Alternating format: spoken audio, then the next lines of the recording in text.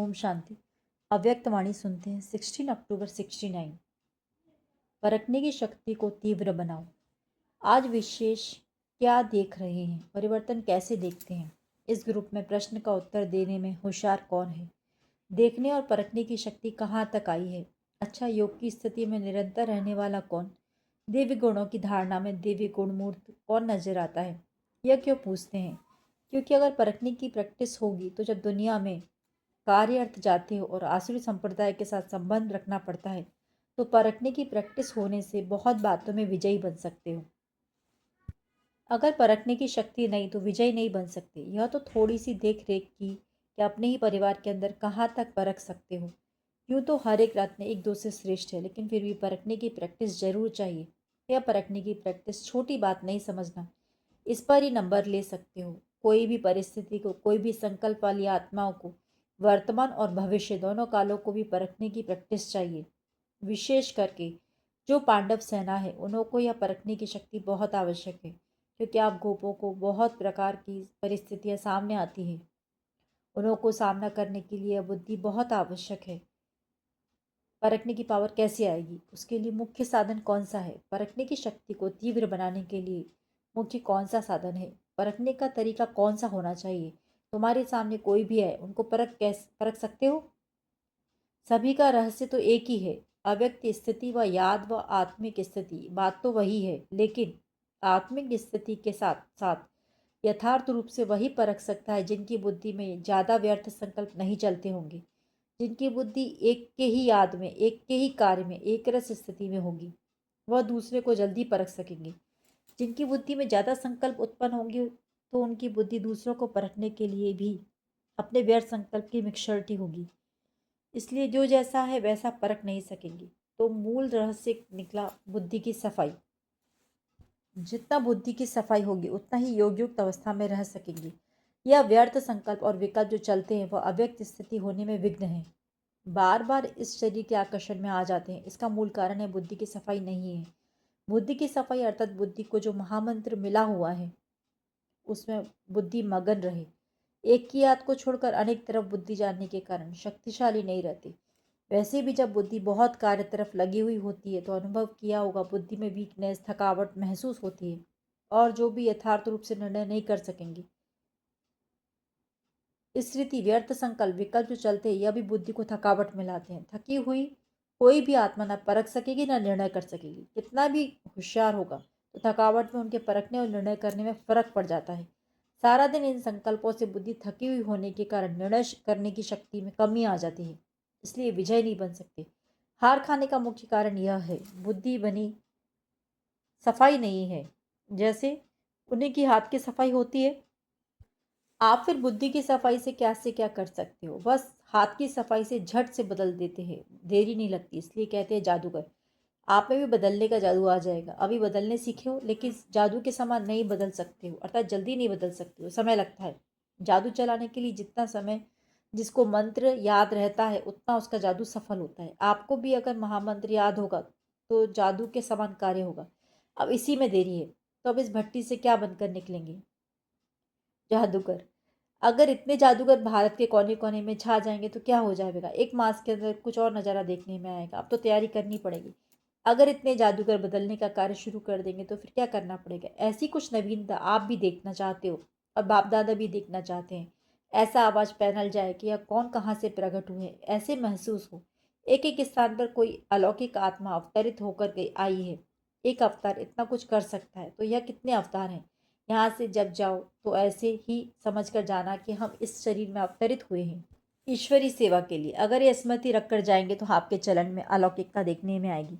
जो भी आपके दैवी परिवार वाले और लौकिक परिवार वाले हैं वह महसूस करें कि आप कुछ अनोखे ही बनकर आए हैं, बदल कर आए हैं। जब आपकी बदलने की महसूसता आएगी तब आप दुनिया को बदल सकेंगे। अगर आप सभी के बदलने की भाषा नहीं तो दुनिया को भी नहीं बदल सकेंगे। खुद बदलकर दुनिया को बदलना है। ऐसे ही समझकर चलना है कि मैं निमित्त मात्र इस शरीर बना लोन लेकर ईश्वरी कार्य के लिए थोड़े दिन के लिए अवतरित हुए हैं। कार्य समाप्त करके फिर चले जाएंगे। यह स्मृति लक्ष्य रख के ऐसी स्थिति बनाकर फिर चलना। यह बगीचा है। बाप दादा चैतन्य बगीचे में आते हैं तो कुछ वाणी से खुशबू लेते हैं, कुछ नयनों से, कुछ मस्तक के मणि से। हर एक के मस्तिष्क के मणि की चमक बाप दादा देखते हैं। ऐसे ही अगर आप सभी भी मस्तिष्क के मणि को वो ही देखते रहो तो फिर यह दृष्टि वृत्ति शुद्ध सतोपतन बन जाएगी। दृष्टि जो चंचल होती है उसका मूल कारण यह है, मस्तिष्क के मणि को ना देख, शारीरिक रूप को देखते हो, रूप को ना देखो, लेकिन मस्तिष्क के मणि को देखो। जब रूप को देखते हो तो ऐसे ही समझो कि सांप को देख रहे हैं। सांप के मस्तिष्क में मणि होती है ना, तो मणि को देखना है, ना कि सांप को। अगर शरीर भान में देखते हो तो मानो सांप को देखते हो। सांप को देखा और सांप ने काटा, सांप तो अपना कार्य करेगा। सांप में विष भी होता है, कोई कोई विशेष सांप होते हैं जिनमें मणि होती है। आप गोपों को सांप को कैसे मारना है, क्या करेंगे? आप सांप को देखते हुए सांप को ना देखो, मणि को देखो। मणि को देखने से सांप का जो विष है वह हल्का हो जाएगा।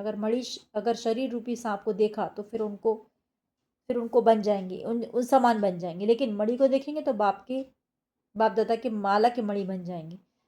तो या तो बनना है सांप के समान, या तो बनना है माला की मणि। अगर मणि बनना है तो देखो भी मणि को, फिर जो एक कंप्लेंट है वो बदल कर कंप्लीट हो जाएगी। सिर्फ बुद्धि के परख से कहाँ कंप्लीट कहाँ कंप्लीट, रात दिन का फर्क है। लेकिन सिंधी सिंधी भाषा में लिखेंगे तो सिर्फ दो बिंदियों का फर्क है। यहाँ भी ऐसे है, दो बिंदी, एक स्वयं की एक बाप दादा की। यह दो बिंदी ही याद रहे तो कंप्लेंट की बजाय कंप्लीट हो जाए। इसलिए आज से यह प्रतिज्ञा अपने आप से करो।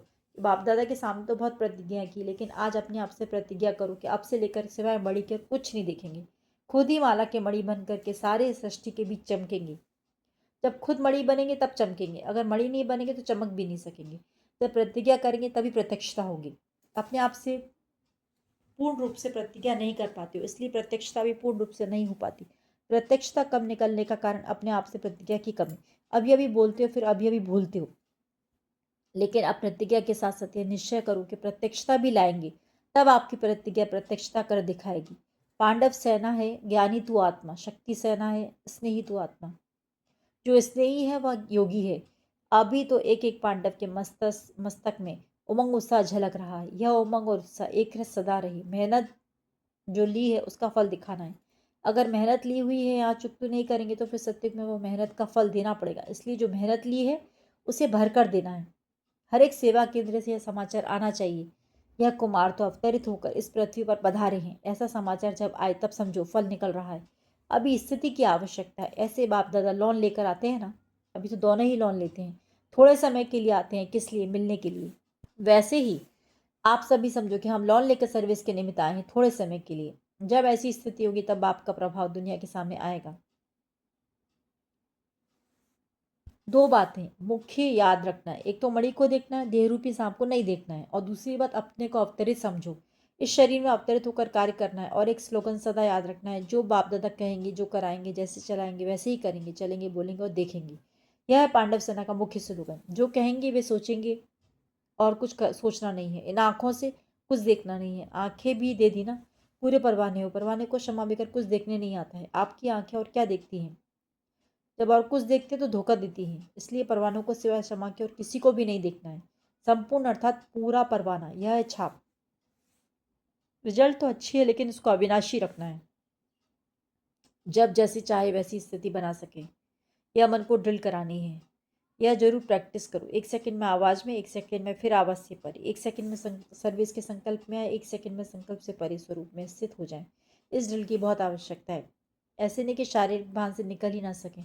1 सेकंड में कार्य, फिर शारीरिक भान में आए, 1 सेकंड में अशरीरी हो जाए। जिसकी यह ड्रिल पक्की होगी वह सभी परिस्थितियों का सामना कर सकते हैं।